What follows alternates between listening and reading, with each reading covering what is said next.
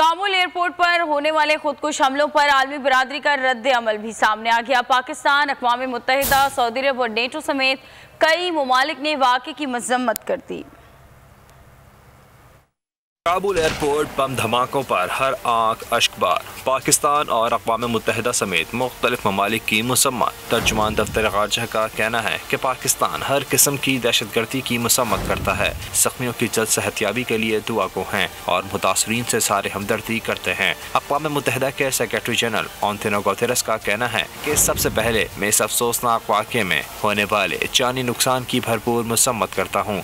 वो अफ़गान जो दूसरों की मदद करते थे इस हमले में मारे गए। सूरत हाल पर गौर के लिए सलामती कौंसिल का इजलास भी तलब कर लिया। नेटो चीफ ने भी काबुल बम धमाकों की मसम्मत की और मुतासरीन से हमदर्दी का इजहार किया। बरतानी वज़ीर आज़म बोरिस जॉनसन ने वाक़े के बाद हंगामी इजलास बुलाया और सूरत हाल पर गौर किया। फ्रांसीसी सदर मैक्रोन भी वहाँ मौजूद अपने शहरियों के तहफ़्फ़ुज़ के लिए फिक्रमंद हो गए। तालिबान से शहरियों के तहफ़्फ़ुज़ के लिए इक़दामात का मुतालबा कर दिया। सऊदी वज़ारत ख़ारजा ने काबुल एयरपोर्ट पर होने वाले हमलों की मसम्मत की। कहा, सऊदी अरब अफ़गानिस्तान में होने वाले वाक़यात पर नज़र रखे हुए है। अफ़गानिस्तान में जल्द इस्तेहकाम के ख्वाह हैं। सब्सक्राइब करें और बेल दबाएं ताकि कोई खबर रह न जाए।